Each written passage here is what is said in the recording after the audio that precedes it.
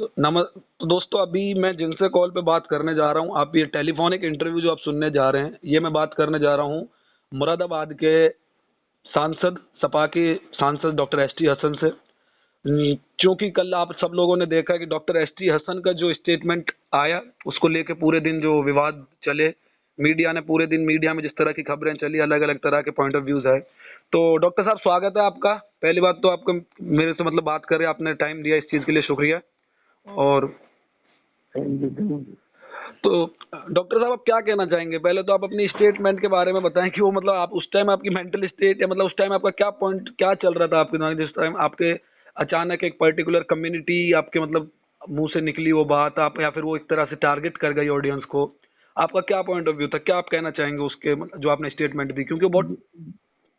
हाँ, देखिए, एक दिन रिपोर्टर आए थे, वो मुझसे बात कर रहे थे, उन्होंने कुछ ऐसा सवाल करा था, तो मैंने उस पर एक बात ये कही कि देखिए, चाहे हिंदू हो, मुसलमान हो, सिख हो, ईसाई हो, हम सबकी आस्था है कि हमारी दुनिया को, हमारे देश को, इस ब्रह्मांड को चलाने वाला एक कोई महाशक्ति है, जिसे मैं अल्लाह कहता हूँ, आप ईश्वर कहते हैं, कोई वाहिगुरु कहता है, कोई गॉड कहता है।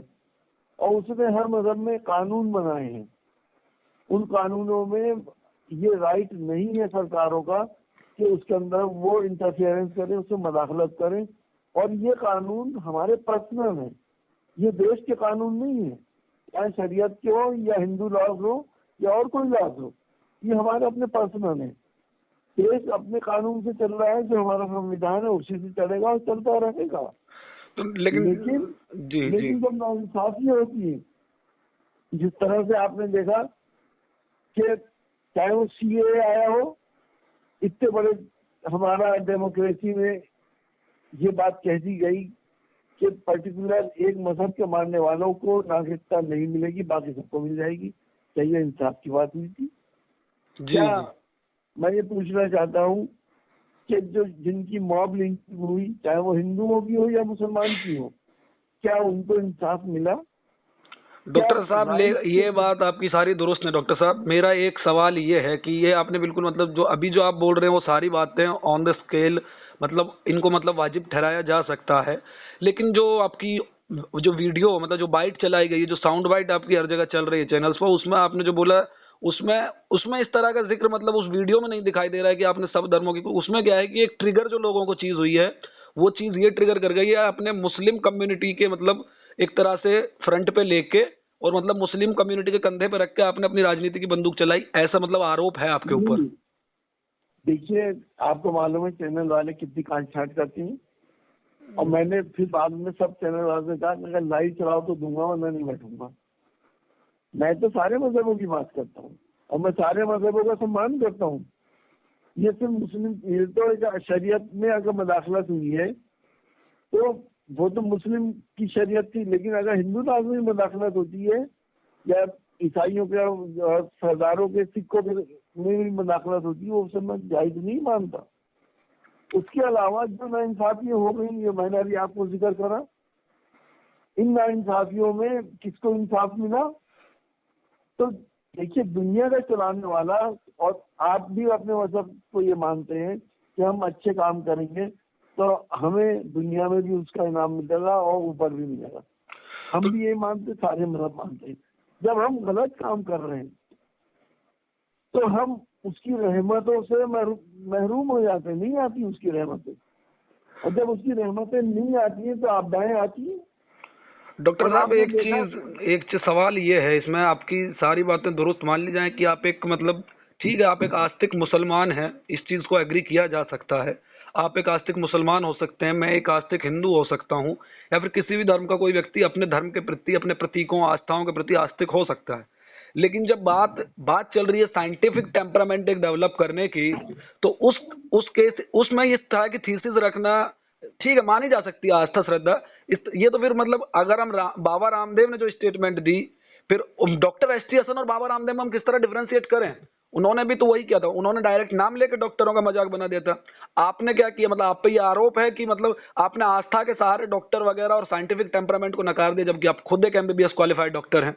इस चीज को मतलब आप किस तरह कहना चाहिए? देखिए, मैं आपसे एक बात बता दूं, टीवी पे, चैनलों पे तो आप कुछ भी कहेंगे, लेकिन जमीनी हकीकत क्या है, जब मैं ऑपरेशन करता हूँ और कुछ सीरियस ऑपरेशन होता है तो मैं उसके परिजनों से कहता हूँ कि भाई ऊपर वाले से दुआ करना कि हमें कामयाबी मिले और तुम्हारे मरीज को जिंदगी मिले। काम तो मैं सारे साइंटिफिक कर रहा हूँ, लेकिन ये बात भी कह रहा हूँ, ये क्या हिंदुस्तान में मैंने कोई गलत बात कह दी कि अगर ऊपर वाले का नाम ले दिया तो? नहीं, आपने ऊपर वाले का नाम लेने की सलाह दोहरा चरित्र हमारा क्यों है?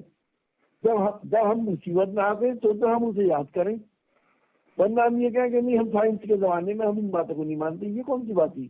ये आपकी बात नहीं होना चाहिए जी, ये बात आपकी दुरुस्त है कि मतलब मानना चाहिए, आस्था रखनी चाहिए, लेकिन यहाँ पे जो सवाल उठाया मीडिया कह लीजिए आप, या फिर एक तरह से आप खुद ये चीज समझते हैं कि जिस तरह का माहौल देश में है, आपको शायद ये इल्म होगा या आपको ये स्टेटमेंट के बाद ये इल्म आ गया होगा कि आपकी स्टेटमेंट को मतलब लिया जाएगा, आपकी स्टेटमेंट को तुरंत लिया जाएगा and it will trigger the majority of the nation and it triggered, it happened, ये हुआ भी, ये ट्रिगर किया पूरे दिन न्यूज चैनल्स को, एक मतलब मिल गया मतलब उन्होंने अच्छे से यूज की उस चीज को। तो क्या मतलब ये काम तो देखिए आप लोग करते हो, मेजॉरिटी को तीन तरह से कोई मतलब नहीं है। मेजॉरिटी को ना उससे 2 पैसे का फायदा हुआ, ना हिंदुस्तान को कुछ मिला। सिर्फ कानून इसलिए बनाया गया कि एक वर्ग विशेष की दिलासारी की जाए। हम क्यों हिंदू मुसलमान में बांटते हैं? हम सब हिंदुस्तानी हैं, अभी के शरीक है हम। बिल्कुल हम लोग तो हैं, मतलब ये तो हकीकत है कि जमीन पे शायद उतनी नफरत नहीं है जितनी हमें टीवी चैनल्स पे या मीडिया में देखने को मिलती है। लेकिन एक चीज डॉक्टर साहब, अभी आपने 5 मिनट पहले अभी इसी कन्वर्सेशन में आपने बोली कि जो है कि हम सब संविधान के हिसाब से चलना चाहिए। अभी अभी आपने जस्ट 2 सेंटेंस पहले आपने अपनी बात को कॉन्ट्राडिक्ट किया ये कह के कि ये कानून जो एक पार्टी के लिए बन रहा है। तो इसको आप किस तरह से अपनी दोनों स्टेटमेंट्स को कैसे मतलब एक ट्रैक पे लेके आए? आपने सुना नहीं मेरे ख्याल से। जी बताइए, दोबारा बताइए। जो कानून सीए का बना है जी, उससे एक वर्ग विशेष की दिलासारी हुई। जी मैं दिलासारी की बात कर रहा हूँ।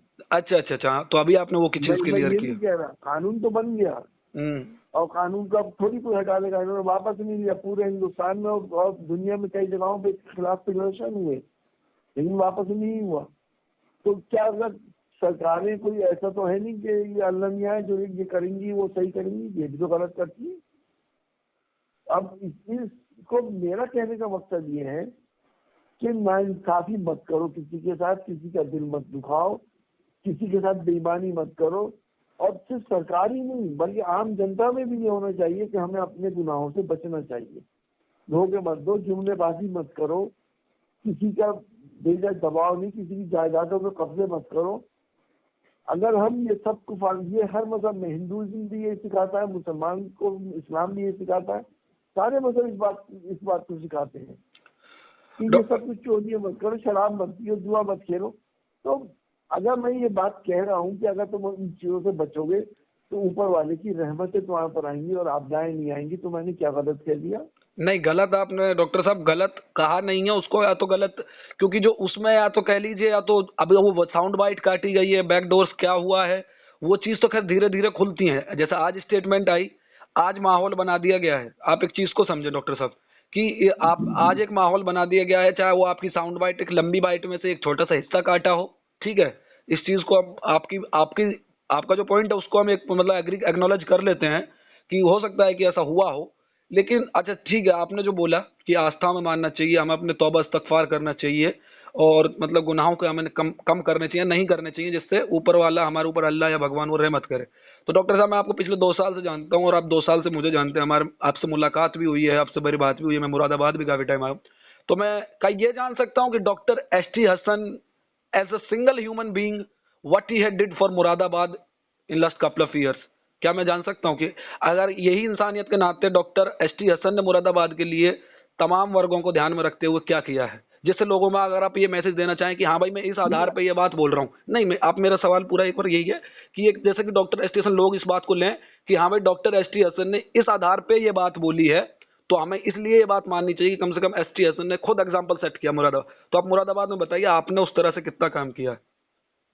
कोरोना के लिए पूछ रहे हैं या आम जनता के लिए पूछ रहे हैं? मैं कोरोना केस में भी पूछ रहा हूँ और आम जनता के मतलब आम जनता, आप सांसद हैं, वहाँ के जनप्रतिनिधि हैं, तो वही मैं दोनों केस में आप बता दीजिए मुझे, आप कोरोना के। जब पिछले साल कोरोना आया था, गरीब मुसीबत में था, किसी को निकलने नहीं दिया जा रहा था, तो हजारों पैकेट मैंने खाने के बंटवाए, लोगों को राशन दिया, लोगों का मुफ्त इलाज किया जब तक कोरोना का कर्फ्यू लगा हुआ था जी।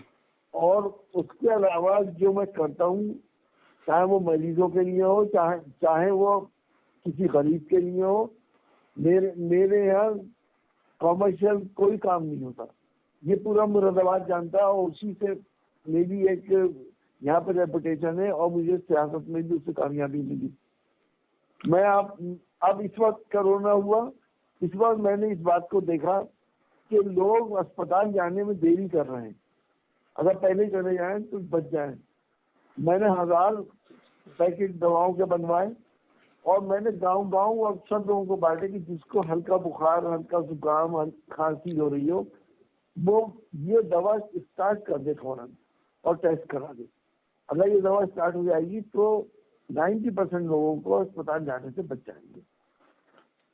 तो हर लोगों की मदद करी। अब ये बातें मैं अपनी जबान से कहना अच्छा नहीं समझता, लेकिन नहीं डॉक्टर साहब, मैंने पूछा इसलिए क्योंकि एक वक्त के बाद ना जब ऐसी कोई स्टेटमेंट हमारे मुंह से निकल जाए ना, तो हमें फिर वो चीज उस स्टेटमेंट का बैकग्राउंड हमें बताना उसका बैकग्राउंड हमें क्यों बताना पड़ता है। मान के चलिए, अगर मैं मीडिया इंडस्ट्री के लिए बीइंग अ जर्नलिस्ट, अगर मैं या मेरे से कोई सीनियर लोग या कोई भी जर्नलिस्ट XYZ सलाह देता है, तो सबसे पहले ये क्वेश्चन किया जाता है, किसी भी क्षेत्र का आदमी पर्टिकुलर सलाह, तो भैया कि तुमने कितना किया, किस आधार पे हम तुम्हारी बात माने।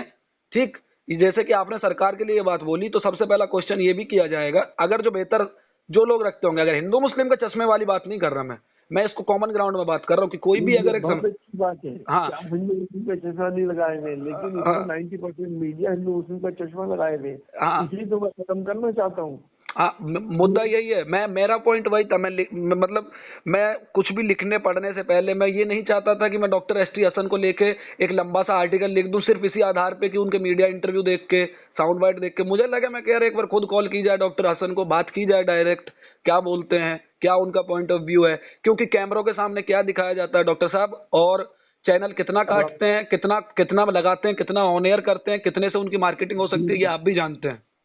बिल्कुल बिल्कुल ठीक है, ये हम भी जानते हैं, इस इंडस्ट्री में हम भी हैं, चाहे छोटा करियर है अभी 2-3 साल का, लेकिन जानते हैं अच्छे से। ठीक है, तो मैं ये कहना चाहता हूँ, आपने ये चीज तो बोल दी, अभी आप सरकार को ये आपने बता दिया आस्था के आधार पे, ये तो आपने बोला, ये तो आपने ड्रॉबैक्स बता दिए कि क्यों हुआ ये।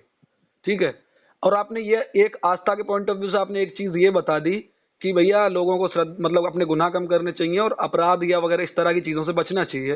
तो आप ये बताइए कि साइंटिफिक टेम्परामेंट से आप सरकार को या फिर इनको क्या सलाह देना चाहेंगे कि क्या करना चाहिए सॉल्यूशन। चलो हो गया, गलती हो गई, मजाकरत हो गई, देखिए साइंटिफिक तरीके से ये पहली मिसाल सदियों तक कायम रहेगी कि हिंदुस्तान में एक ऐसा वक्त आया था कि जब लोग ऑक्सीजन की कमी से तड़प के मरते हैं, सिलेंडर की मारामारी हो गई, एक दूसरे के सिलेंडर छीनने लगे कि मुझे ज्यादा जरूरत है, तुम्हें इतनी नहीं है। क्या देखा नहीं दुनिया ने?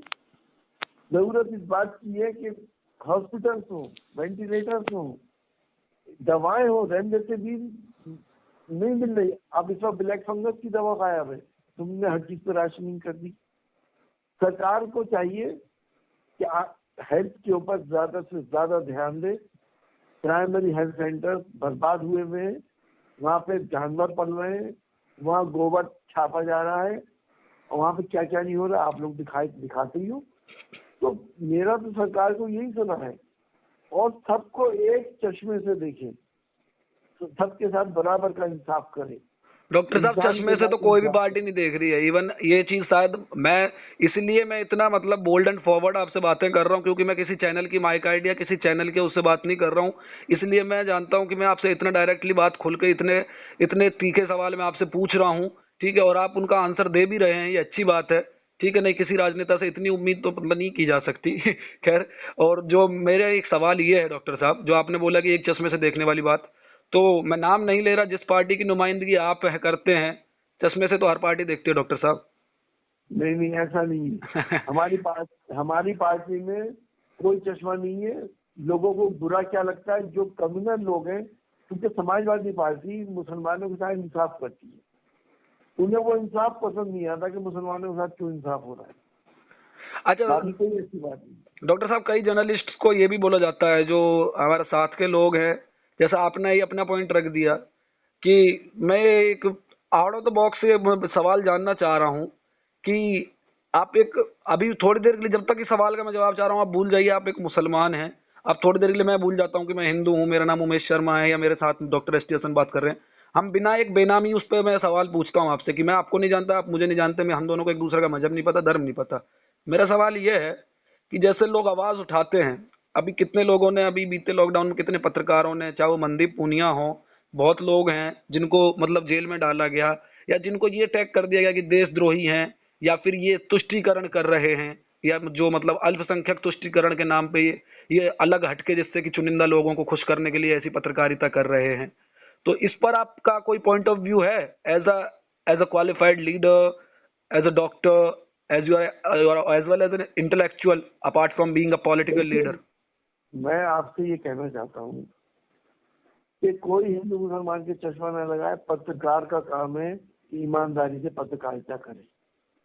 इस सरकार के आने के बाद इत्तेफाक से, हो सकता है आपको बुरा लगे, सबसे बड़ा नुकसान हमारे देश का ये हुआ है कि हमारे मीडिया की क्रेडिबिलिटी और ऑनेस्टी पे सवालिया निशान लग गया है।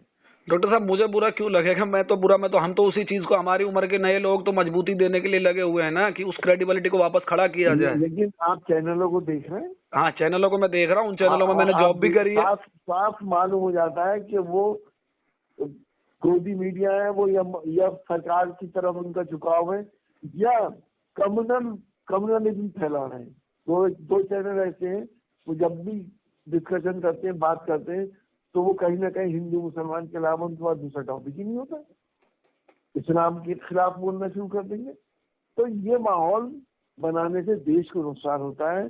हमारी कम्युनिटी में प्यार मोहब्बत है, ईमानदारी है। आज भी अगर कोई बच्चा तालाब में डूबता होता है तो पूरा गांव दौड़ पड़ता है, ये नहीं पूछता हिंदू का कि मुसलमान का। क्या जमीनी हकीकत तो ये है कि एक दूसरे को खून देते हैं हम। मैं आपको क्या क्या बातें बताऊं, टाइम नहीं है, लेकिन ये हकीकत है सर। डॉक्टर साहब, ये हकीकत है, जमीन पे यही है। हिंदू मुसलमान को खून देता है, मुसलमान हिंदू को खून देता है। लेकिन जो मीडिया हम देख रहे हैं, वो तो आप भी देख रहे हैं, उसी मीडिया में हम काम कर रहे हैं। क्या करूं? आप नहीं कर सकते। आपने मतलब ये चीज है ना कि एक आपने जो बात बोली, या तो आप उसको मतलब एक तरह से मतलब सरोगेट तरीके से भी बोल सकते थे, ठीक है, क्योंकि आपको जानते थे कि आपका स्टेटमेंट अगर ये आएगा कि मुस्लिम अगर मेरे मुंह से निकल भी गया तो मीडिया पकड़ लेगी आड़े हाथ।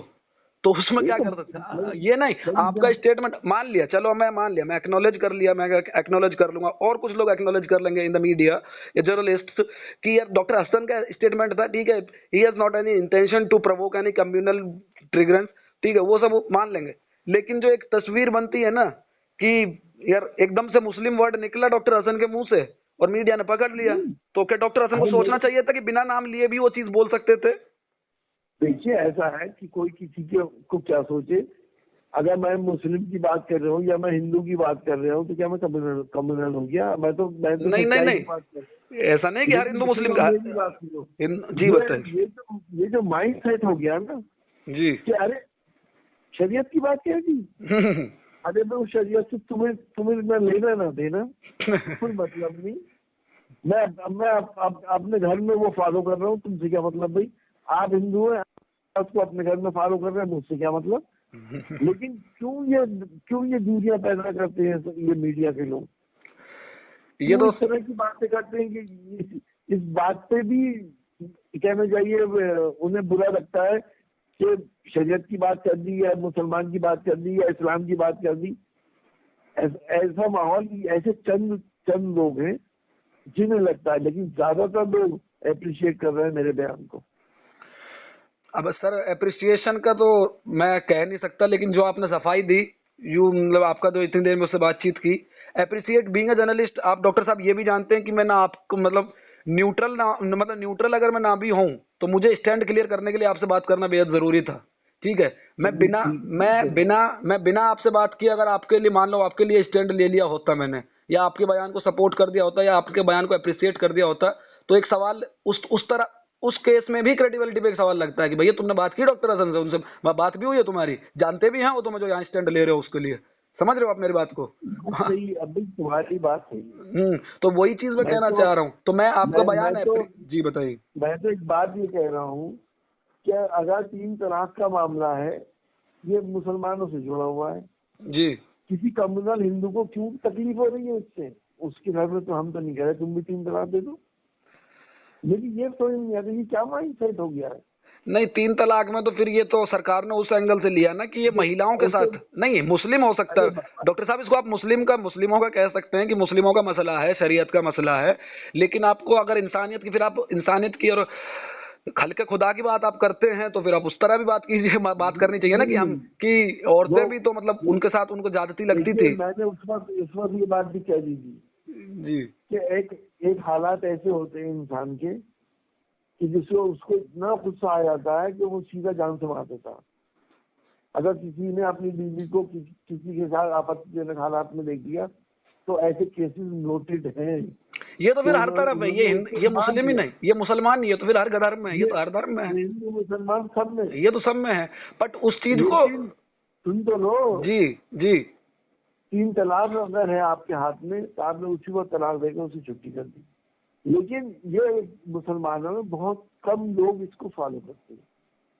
सिर्फ जो कुरान शरीफ, मैं भी नहीं फॉलो करता इसे, मैं भी इसको नहीं मानता, लेकिन कुरान शरीफ में जो हमें हुक्म दिया है उसके हिसाब से दिया देना। कुरान शरीफ में डॉक्टर साहब इसको लेके कायदे भी बताए गए हैं। तो वो लंबी बहस, इतना वक्त नहीं है मेरे पास। अब तो तुम्हें बाकी जो कुछ पूछना है वो बाकी बस ये है कि बाकी अब मेरा ये इसके मैं वही क्लोजिंग के लिए अब जाना चाहता हूँ। आपने इतना वक्त दिया उसके लिए बहुत बहुत शुक्रिया, और इतनी रात में आपने वक्त दिया।